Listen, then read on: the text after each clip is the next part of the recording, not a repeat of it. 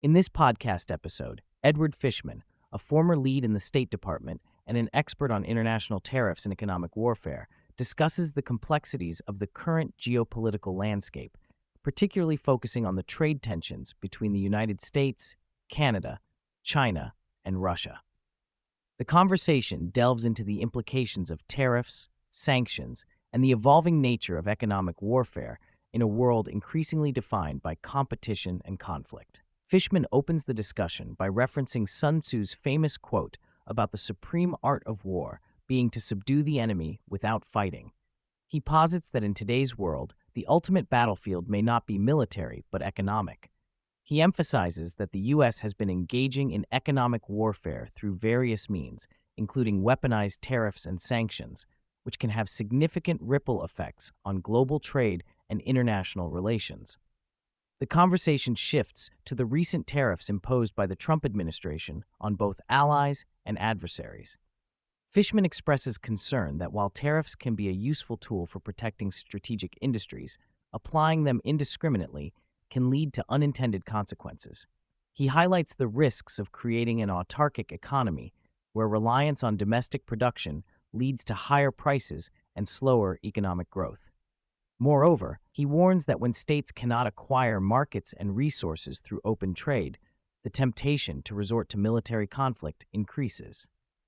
Fishman discusses the need for the U.S. to create a situation where it is not vulnerable to supply chain disruptions from countries like China. He argues that incentivizing domestic manufacturing of strategic goods, such as semiconductors and electric vehicles, is essential for national security. The CHIPS Act, which allocates $50 billion to boost semiconductor production in the U.S., is cited as a positive step in this direction. The discussion also touches on the potential strategic errors of imposing tariffs on allies like Canada and Mexico.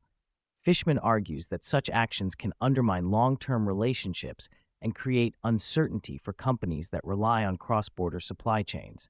He expresses concern that if the U.S. continues to wield tariffs against its friends, it may lead to a loss of confidence in American economic leadership. As tensions rise between the U.S. and China, Fishman emphasizes the importance of understanding the geopolitical competition at play. He notes that while tariffs on China may be justified, applying similar measures to allies could backfire. The conversation highlights the need for a coherent strategy that balances economic interests with national security concerns. Fishman also discusses the ongoing conflict in Ukraine and the implications of U.S. support for the country. He argues that the U.S. should leverage its economic power to support Ukraine while also ensuring that it does not inadvertently empower adversaries like Russia. The conversation raises questions about the effectiveness of sanctions and the need for a more robust approach to economic warfare. Fishman warns that the landscape of economic warfare is evolving, with countries like China and Russia strengthening their capabilities. He emphasizes the need for the U.S. to adapt its strategies to remain competitive. The discussion touches on the potential for digital currencies and cryptocurrencies to disrupt traditional financial systems, raising questions about how these developments could impact economic warfare. Fishman expresses concern that the U.S. may be falling behind in the race for digital currencies, particularly as China advances its own central bank digital currency. He argues that the U.S. must take proactive steps to ensure that it retains its economic leverage in a rapidly changing global landscape. Throughout the conversation, Fishman underscores the importance of transparency and accountability in government.